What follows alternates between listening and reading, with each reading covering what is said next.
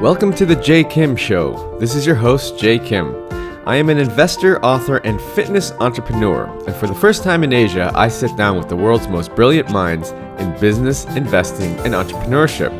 You'll learn all the secrets, strategies, and formulas to becoming a successful entrepreneur directly from the masters. If this is your first time listening, thank you for stopping by. This podcast is produced every week with the goal of providing actionable insight to you, the listener, with every single episode. And now, on to the show. Today's guest is Chris Ducker, who is a serial entrepreneur, a keynote speaker, and best-selling author of the book Virtual Freedom. Virtual Freedom is similar to Tim Ferriss's 4-Hour Workweek, where he talks about how to run online businesses with the help of hiring virtual assistants to do a lot of the grunt work for you. Chris is originally from the UK. He's lived in the Philippines for over 15 years, has a number of businesses. He is a popular business blogger and podcaster over at chrisducker.com. And he also has a personal branding business community, which is called youpreneur.com. So he's a really good guy, just all-around successful entrepreneur. He has a great story that he shares with us about how he became an entrepreneur and how he literally made the decision on a flight back to Asia from the US. And as soon as he landed in Hong Kong for his layover, he emailed in his resignation letter and has never looked back since. I think you guys are going to enjoy today's episode.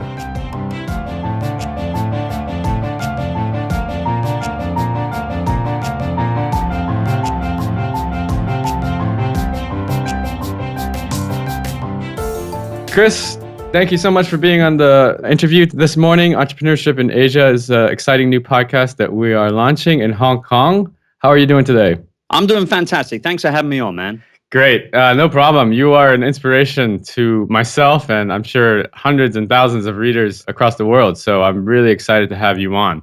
One of the things that I wanted to first go over was sort of your background and how you became who you are today.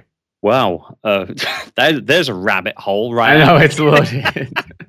I mean, I often say all I really am at the very core still today is just a sales and marketing guy.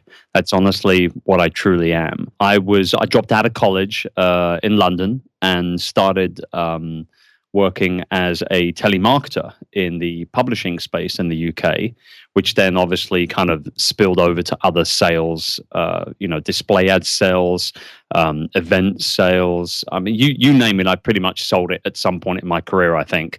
And so, that sort of is still at the very core of what I do. Is I'm a problem solver. That's what I believe every good entrepreneur, every good salesperson is. They're just a problem solver.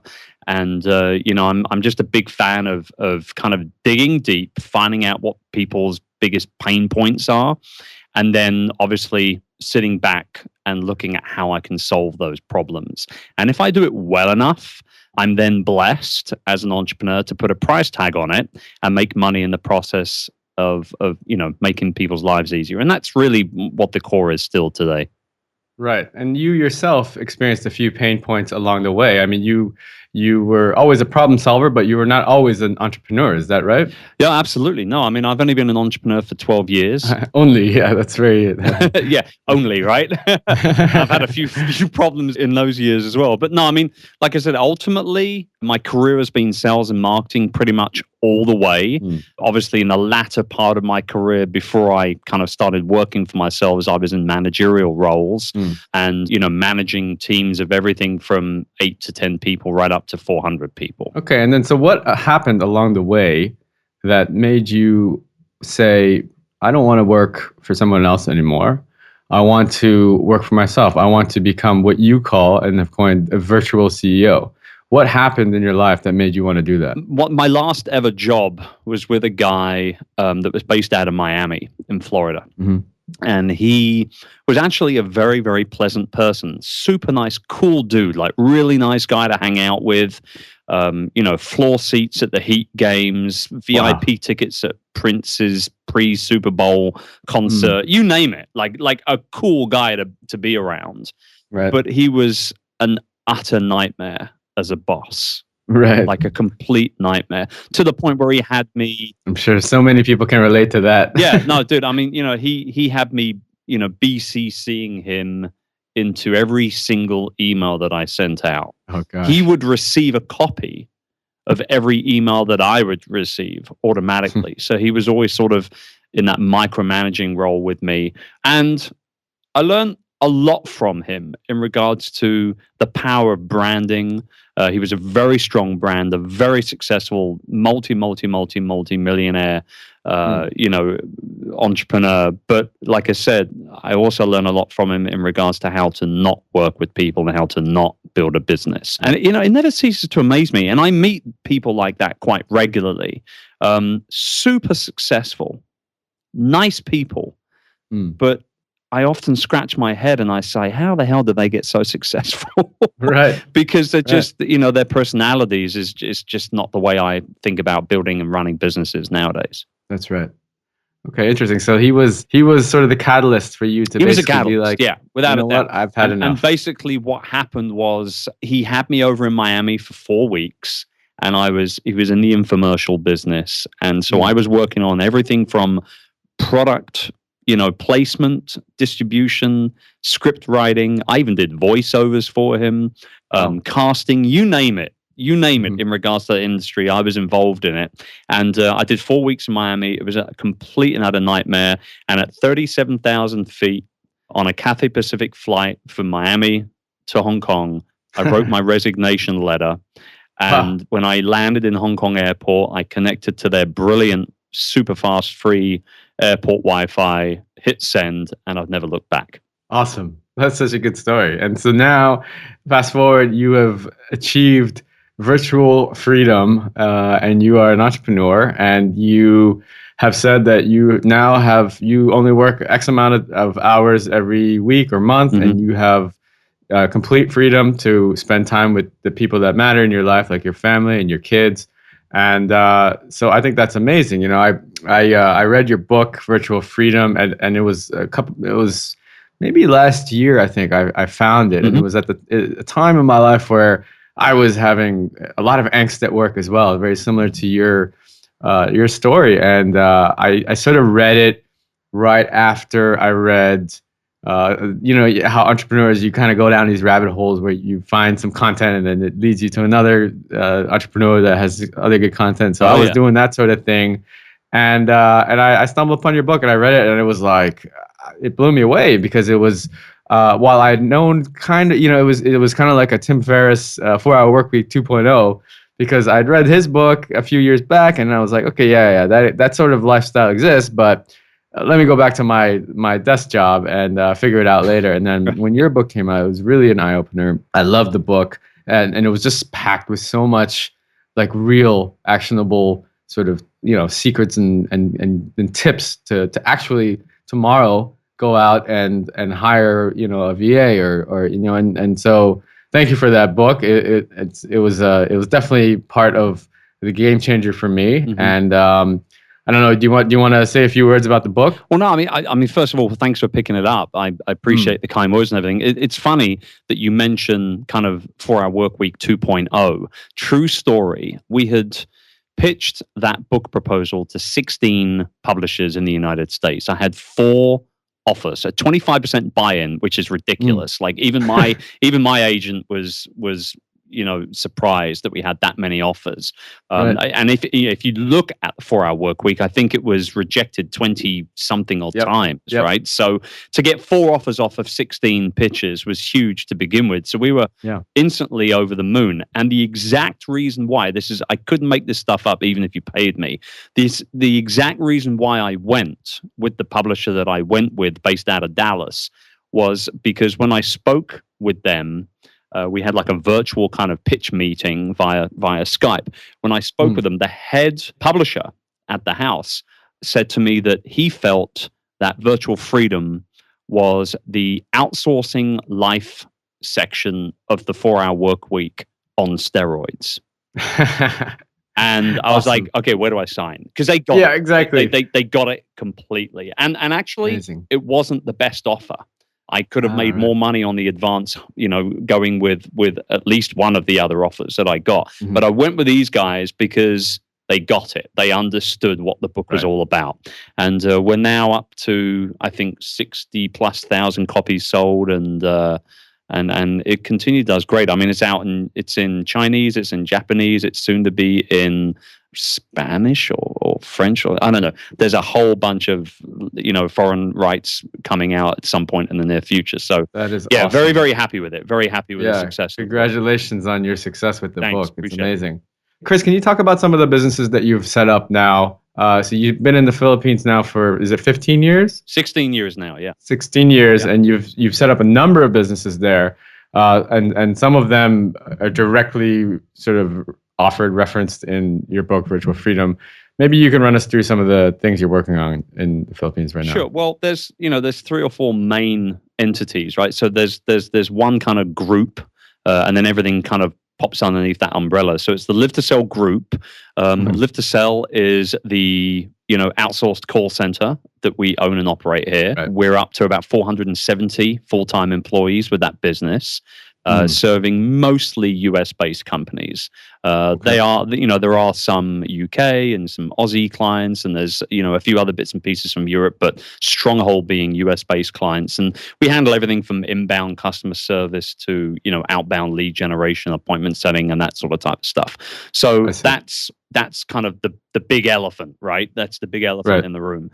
And then there's Virtual Staff Finder, which would have been referenced 2 or 3 times in Virtual Freedom, which is our recruitment hub for busy entrepreneurs wanting to find, experienced VAs here in the Philippines. We only deal with Philippine-based VAs. We've got our ear very closely to the ground here. We know what works and what doesn't. So that's the focus there.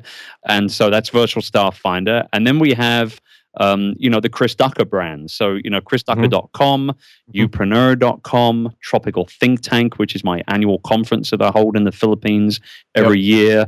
There are mastermind events that I hold around the world when I travel. There's obviously the podcast, Youpreneur FM, and, youpreneur.com, which is the mastermind community. So all of those things kind of combined make up that third tentacle, if you say, for the online side of the businesses. Wow, that's amazing. And these you've just kind of built sort of like building blocks on top of each other. I think the call center was sort of your first one, right? And then you just kind of expanded from that. And I mean, in all honesty, in full transparency, I don't work at that call center anymore. I haven't for 3 years. I still own and operate it outright. I have no partners.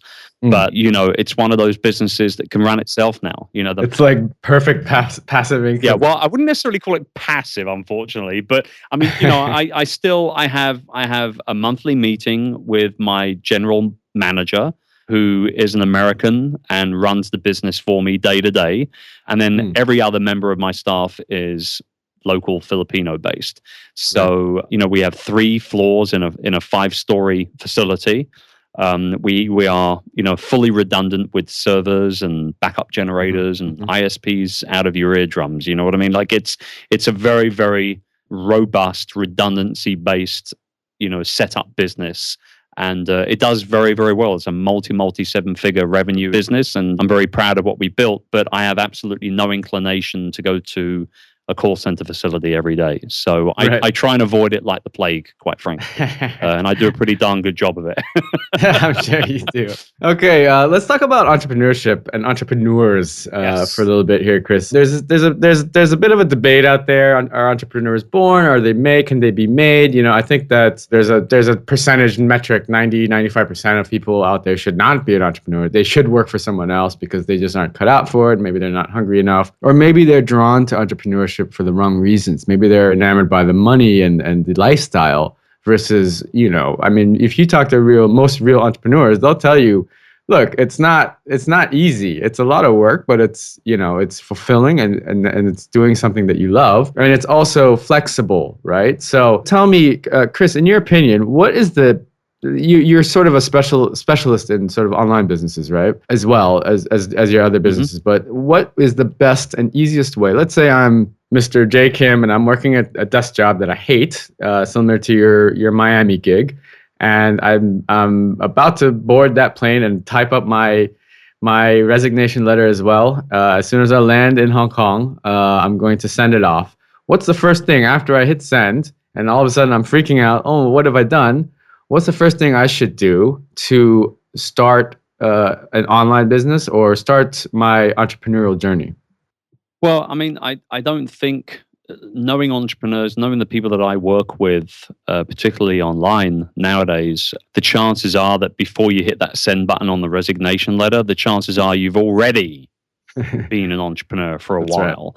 Almost everyone that I come into contact with nowadays has got some kind of what we call a side hustle, right? Yeah. They're building a blog, they're recording a podcast, they're doing YouTube videos on a regular basis, they're active on social media, they're running a Facebook community, whatever it is, they're doing Mhm. something to ultimately try and kind of build an audience, build a community. And that right there is where the money is. That's where, when it Right. comes to online business, it's not just about solving a problem. It's not just about creating a product or a service and then getting it out there into the world. It's actually about building an audience. It's building a community, Right. because your audience will ultimately shape the way that your business grows into the future. I have pivoted several times with my online brand, with youpreneur.com, with Tropical Think Tank, with all of the masterminds. All those things have come about because of my audience's requirements, their Right. needs, not what I think they want from me or need from me, but what I know from listening to them, from talking to them, to surveying them. Just Right. yesterday, I hit send on my annual community survey Mm. online, and I've had over 800 people already reply, Wow. because Yeah. they know that by surveying them and by them being able to give me honest answers, because I do it anonymously. If they don't want to put their name and email in, they don't need to. Mhm. So I know, and they know, that by doing that, I'm going to be able to then kind of continue to serve them on a regular basis through the content that I create, through the events that I hold and put on, through the books that I might write, through Right. the videos I might record, and so on and so on and so on. So really, it comes down to audience, man. You've got to focus Yeah. on building up your audience. And what your audience begins as might not be what your audience will be 2 years from now, even 6 months from now. But you've got to start. You've got to get going with it. Right. That's great. You bring up two really good points. The first one, where you talk about the side hustle, is something that I would like to reiterate, because a lot of people, they say, "Oh, I want to quit my job. What should I do?" And then my first response is, "Don't quit your job. Right. Do not quit your job, because being an entrepreneur is hard enough as it is. Let alone if you don't have the financial backing or the support." It's you don't need that added stress. It's hard enough to build a business out there on your own, let alone when you can't even pay the bills. So don't do that. To work on the side hustle. And then the second point that you bring up about letting asking your audience, serving your audience, I think that's really important, because a lot of people, again, it's sexy right now to be an entrepreneur. Everyone wants to be an entrepreneur. You see people doing it in all shapes and forms online. Instagram models flashing, dollar bills, and they're just getting sponsored money thrown at them. And so everyone wants to be an entrepreneur, but I think they're going into it for the wrong reasons and not necessarily in the right direction. You might start off building a business, but then in the end, like you said, you have to listen to your audience. You have to serve your audience. If you're not serving them, then they're not going to be your audience anymore, Right, right? exactly. And Yeah. that's what it is. It's serving, not selling. And I think Mhm. everybody's so that they're going after the quick buck so Mhm. intently that they forget about the fact that you've got to serve somebody before. It's about rapport. It's about trust. That's part of the Mhm. sales process. Without Right. rapport and trust, you have absolutely no right to pitch your product or service. You haven't earned the right to do it. So serve, not sell. But I will just comment on something very quickly. When you say everybody wants to be an entrepreneur nowadays, Mhm. that's right, but it's also wrong, because I know people that have wanted to be an entrepreneur for decades, Mhm. but they've Mhm. never pulled the trigger. And the main reason why is because it was harder to do so 10 years ago, 15 years ago, Mm. 20 years ago. Nowadays, the entry barrier to call yourself an entrepreneur, to become quote unquote an entrepreneur, has never been as low as it is today, with the internet being the way it is. And when you Yep. do business online, you're open 365 days a year. You don't close your retail doors at all. And that's sexy. That's Right. attractive. That's what people are Absolutely. after. The fact that they can ultimately make money as they sleep. And I do a lot of coaching with clients, and they say, well, I want to make six-figure income. I want to make $100,000 a year. Now, if you actually break that down, and I reverse engineer all my goals, particularly financial ones, I reverse engineer right the way down to just what do I need to make per day? And $100,000 is only $297 a day. Wow. And almost everybody that I know that I coach as a business coach can easily make $297 a day. The reason why they're not is because they're procrastinating, they're fearful of rejection, they're fearful of failure, they haven't put the work in to build the audience up, they're not listening to their community's needs, and they're launching products that aren't hitting with them. There's a disconnect in what they're saying and how they're saying it, and so on and so on and so on.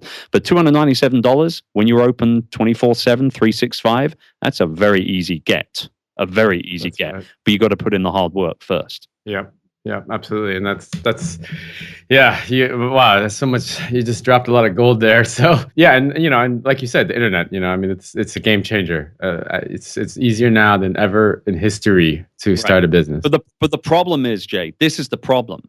Because that entry barrier is so low, the internet is now flooded with complete idiots. Calling themselves entrepreneurs. That's right. And people believe a lot of what they read on the internet, and that's where people are tripping up or getting tripped up as well. So, you've got to go about it the right way. You serve, you don't sell, and you do it for the long. I'm all about the long game, man. I'm all about the long game. I'm not interested in making $10,000 today. I want to make $100,000 a month over the next 10 years. You know what I mean? Like, this is where our mindset should be. It shouldn't be about a quick buck. It should be about serving, not selling, and the long game approach to building a business.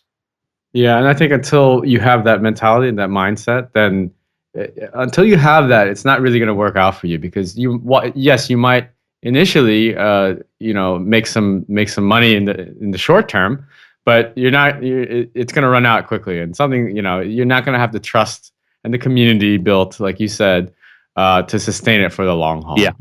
So you've got your hands in all this stuff. You've written a book. You do online. You have a couple courses, I think, and you're a public speaker. You do private coaching.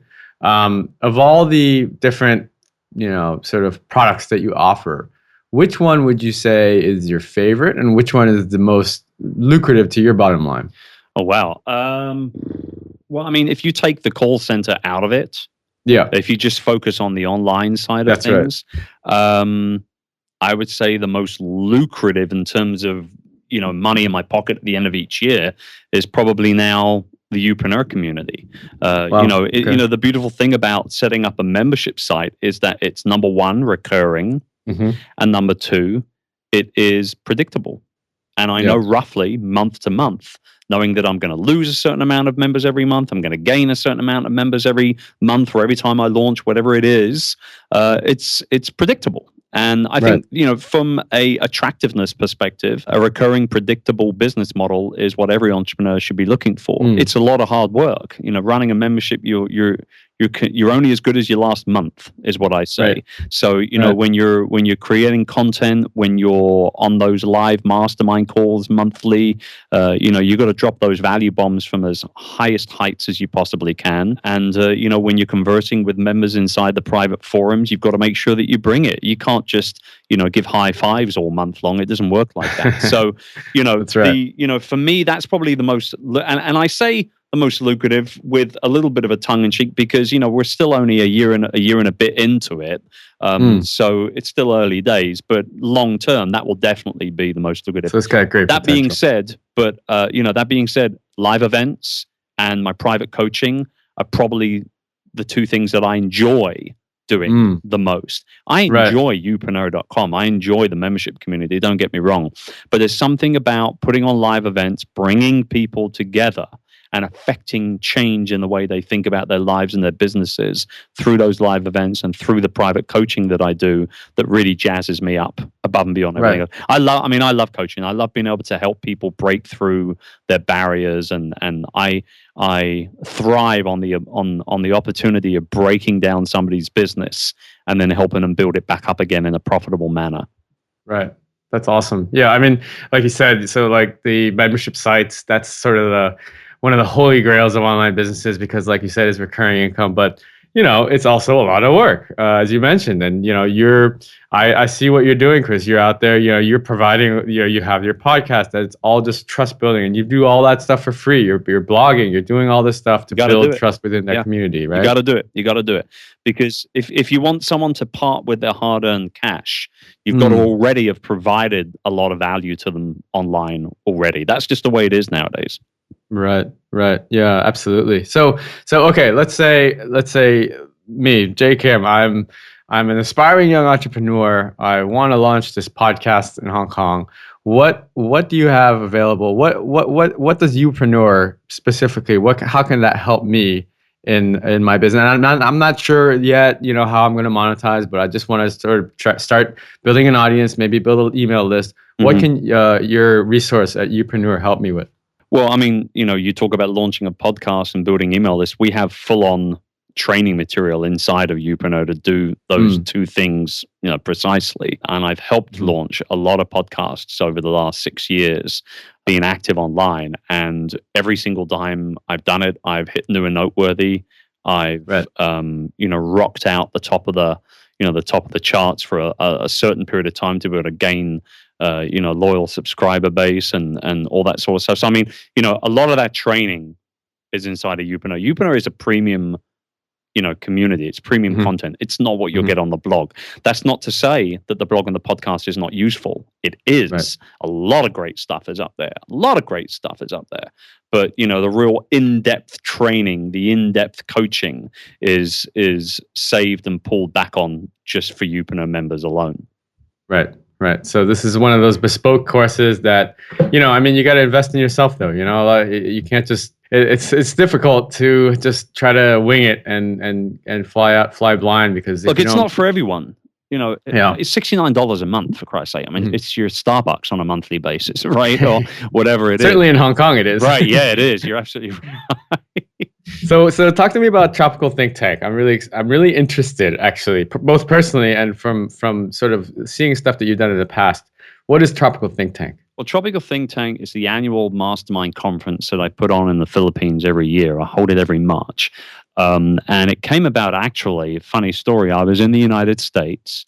I had just had dinner with several industry peers, and we had moved to a local kind of drinking spot, watering hole, for some cocktails. And a few cocktails in, I turn around and basically say to everybody, you guys are a bunch of a-holes. Because I come over to the US to, hang out with you guys. Obviously, I go over for speaking and things like that. But I come over to the US, I hang out with you guys, and you've never been in the Philippines before. That's right. Ever.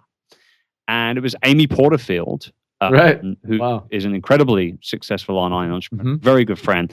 Amy turned around and said, I'll come to the Philippines. And then John Lee Dumas said, I'll come. And then Pat Flynn said, well, I'm coming if they're going. And, before we knew it was happening, I was basically putting on an event for all my buddies, really. It was all my friends, close friends. And we did the first event, and we didn't really know what we were doing. I think we sold 26 or 27 tickets or something. It's a premium event. It's $4,000 a ticket. It's not cheap, but it's very intimate. And it's very private, and we hold it at a beautiful 5-star beach resort. It's 5 nights. We do lots of learning. I bring in speakers from all around the world still. We do a lot of masterminding, a lot of co-working.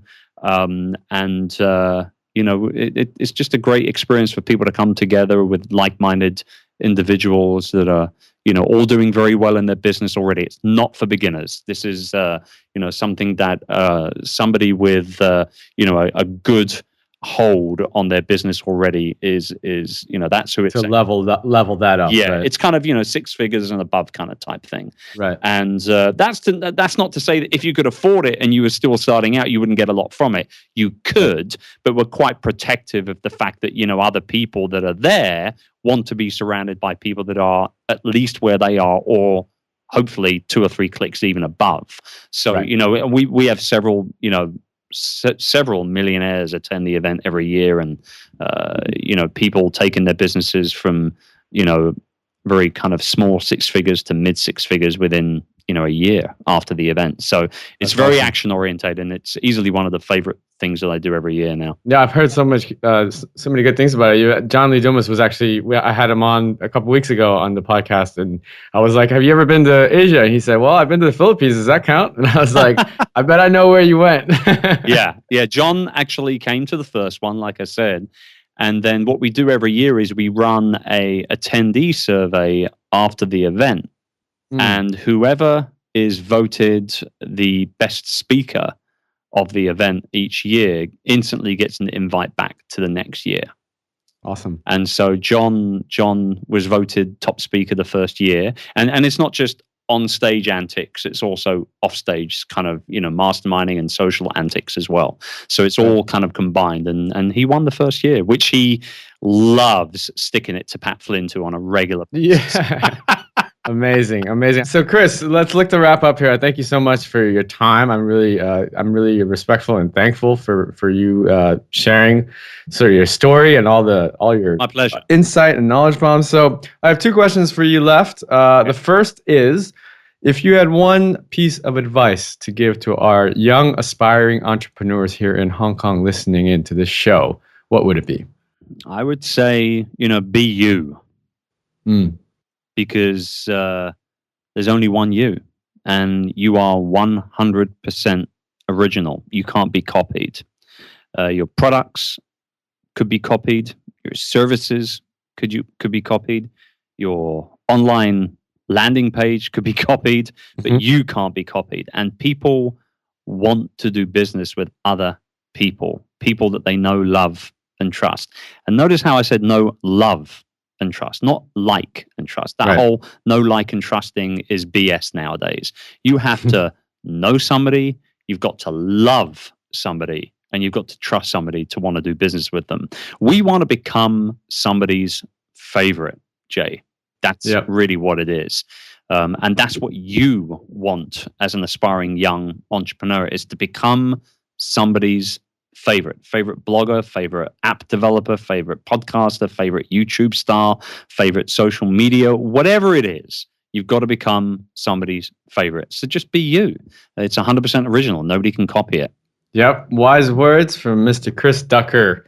Awesome. So the final question is, where can people find you? Where do you want the attention to be from my audience? Just chrisducker.com. Simple as that. chrisducker.com. Get everything you need there at chrisducker.com. Awesome. Well, Chris, thanks. It's been really enjoyable talking to you, and I really appreciate your time. It was all my pleasure. Good luck.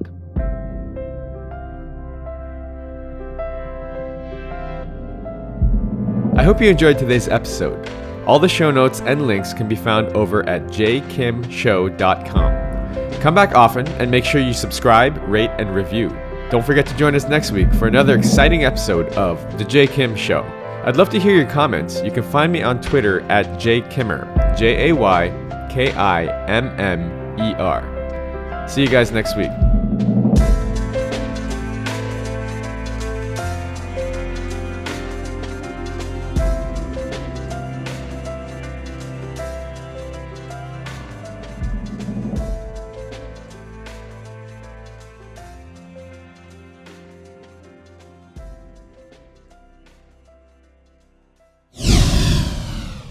This podcast is brought to you by Hack Your Fitness, the high achiever's guide to getting ripped in under 3 hours a week. If you're anything like me, you're probably working a full-time job or jobs and trying to find time to balance family life, social life, and last but not least, fitness. Look, I get it. I'm a full-time investor and entrepreneur myself, and father of two. So how am I able to stay fit year-round without spending hours and hours in the gym killing myself on the cardio machine? After struggling for the last 15 years trying every workout and diet under the sun, I finally designed a system that allows me to achieve and maintain single-digit body fat for life in under 3 hours a week. Cardio not required. Head on over to hackyour.fitness and download my free 13-page guide that teaches you the simple science behind efficient fitness and smart nutrition and gives you everything you need to know to finally take control of your life. That's hackyour.fitness.